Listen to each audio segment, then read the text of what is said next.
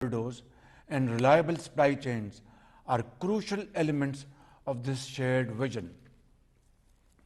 The China-Pakistan Economic Corridor, a flagship project of the Belt and Road Initiative, can be a game changer for connectivity, stability, peace and prosperity in this entire region.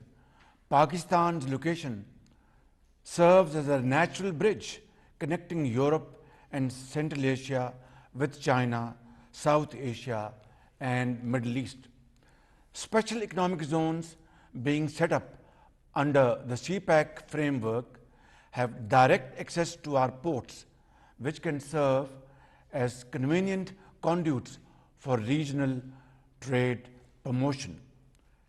And to that end, Pakistan plans to host the SCO conference on transport connectivity for regional prosperity in the last quarter of 2023.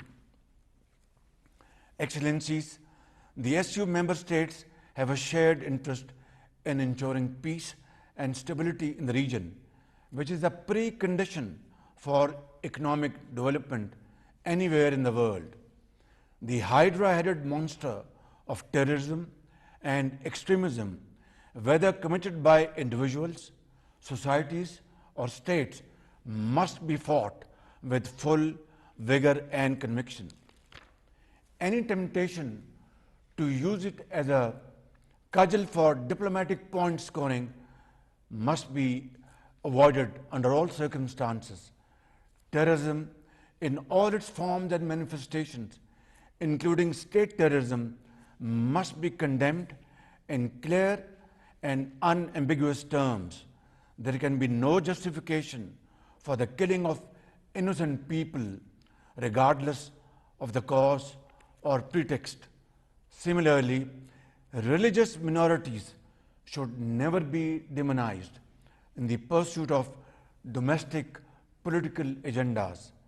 While the sacrifices made by Pakistan in fighting terrorism are without parallel, this scourge continues, unfortunately, to plague our region and remains a serious obstacle to the maintenance of peace and stability.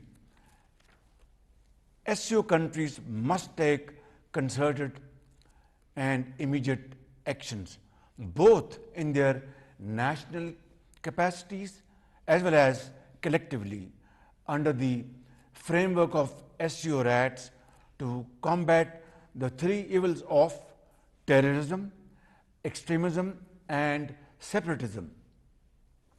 Excellencies, the achievement of lasting peace and security in the region is both a common concern as well as a responsibility of all honorable SCO leaders. Stability in Afghanistan is critical for achieving this common objective. The international community currently finds itself in a standstill with Afghanistan. The cascade of unmet expectations has meant that critical support needed by Afghanistan to ward off a grave humanitarian crisis, prevent an economic meltdown, and to combat terrorism has been withheld. This policy needs an urgent reset.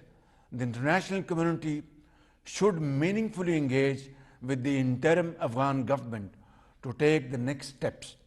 Similarly, the interim Afghan government must also take concrete measures to ensure its soil is not used for terrorism by any entity.